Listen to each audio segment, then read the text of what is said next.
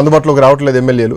But deputy స్పీకర్గా అవకాశం దక్కినటువంటి రామచంద్ర నాయక్ గారిని ఈరోజు నేనే స్వయంగా ఐన్యూస్ లైవ్లో మాట్లాడడం జరిగింది. అది వాళ్ళనే అడగండి, మమ్మల్ని ఎందుకు అడుగుతున్నారు అన్నటువంటి సమాధానం వస్తుంది. సో ఎట్లా చూస్తున్నారు బీఆర్ఎస్ పార్టీ కాంబోజ్ గారు? Good evening iNews viewers and తోటి ప్యానల్ మెంబర్స్ కు. భారతదేశంలో పార్లమెంటరీ వ్యవస్థలో ఇంకా న్యాయం బతికున్నది అనేదానికి ఒక నిలువెత్తు నిదర్శనము. ఇవాళ పార్లమెంటరీ వ్యవస్థలో పార్టీ ఫిరాయింపుల చట్టంను తీసుకొచ్చింది కాంగ్రెస్ పార్టీ. గత 6-7 సంవత్సరాలుగా మనం చూస్తున్నటువంటిది బీజేపీ బీఆర్ఎస్ పార్టీ కుమ్మక్కైందని, కాంగ్రెస్ బీఆర్ఎస్ కుమ్మక్కైందని 2004లో వైఎస్ రాజశేఖర రెడ్డి గారు ఉన్నప్పటి నుంచి ఇప్పటిదాకా జరిగిన పరిణామాలు చూసుకుంటే సుప్రీంకోర్టులో మేము రిట్ పిటిషన్లు వేయడము, పార్టీ ఫిరాయింపుల చట్టం వ్యతిరేకించడం మేము వేయడము, ఈ రోజు గవాయి గారు స్టేట్మెంట్ లో గవాయి గారు ఇచ్చినటువంటి జడ్జిమెంట్ లో క్లుప్తంగా 90 రోజుల్లో స్పీకర్ గారు వాళ్ళని డిమాండ్ చేయాలి, లేదా ఇలా ఉన్న ఎమ్మెల్యేలు రాజీనామా చేసి ఆమోదించుకోవాలి, లేదా ఆయన డిస్మిస్ చేయాల్సిన పరిస్థితి ఉంది. ఒకవేళ డిస్మిస్ చేయకపోతే ఆయన కోర్టు మెట్టు ఎక్కాల్సి వస్తుంది స్పీకర్ గారు. తర్వాత ఏంటంటే నెక్స్ట్ అక్టోబర్ గానీ నవంబర్ లో గానీ 11 నుంచి 12 కాన్స్టిట్యూన్సీలకు ఉప ఎన్నికలు రావడానికి ఆస్కారం ఉంది. ఆ ఉప ఎన్నికల్లో గౌరవ రేవంత్ రెడ్డి గారు ఉప ఎన్నికలు రావు, ఇదేమన్నా మీరున్నప్పుడు ఉప ఎన్నికలు వస్తే మేమున్నప్పుడు ఉప ఎన్నికలు వస్తున్నాయని తికమక చేసి మాట్లాడిన వ్యక్తి ఇలా నోరు జారుతున్నాడు. నిన్నటికి నిన్న ఇవాళ 42% కాంగ్రెస్ పార్టీ ఊరేసుకున్నది. ఇవాళ బీఆర్ఎస్ పార్టీ విజయంగా భావించి మరి కాళ్ళు చేతులు మెడ కట్టినట్టయింది ఇవాళ కాంగ్రెస్ పార్టీకి.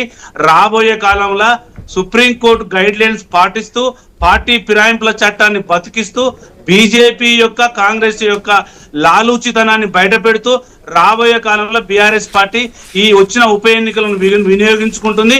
స్పీకర్ గారి గౌరవంగా ఎమ్మెల్యేలు గౌరవంగా ఉండాలంటే ఈ గౌరవం ఉన్నటువంటి స్పీకర్ గారు వాళ్ళను తక్షణం సుప్రీంకోర్టు గైడ్ లైన్స్ పాటించి వాళ్ళను డిస్మిస్ చేయాలి, వాళ్ళ ఎమ్మెల్యేల పదవులు రద్దు చేయాలి.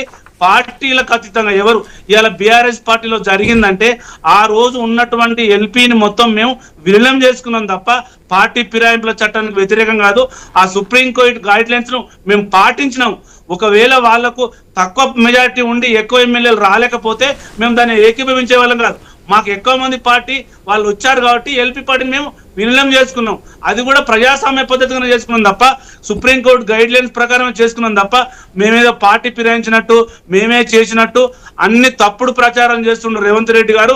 ఇలా రేవంత్ రెడ్డి గారికి హైకోర్టు సుప్రీంకోర్టు రెండు ఇవాళ హైడ్రాలో గానీ మూసీలో గానీ పాలమూరు రంగారెడ్డిలో కానీ ఎవరైనా కానీ అంటే రాజకీయ పరంగా విమర్శించడం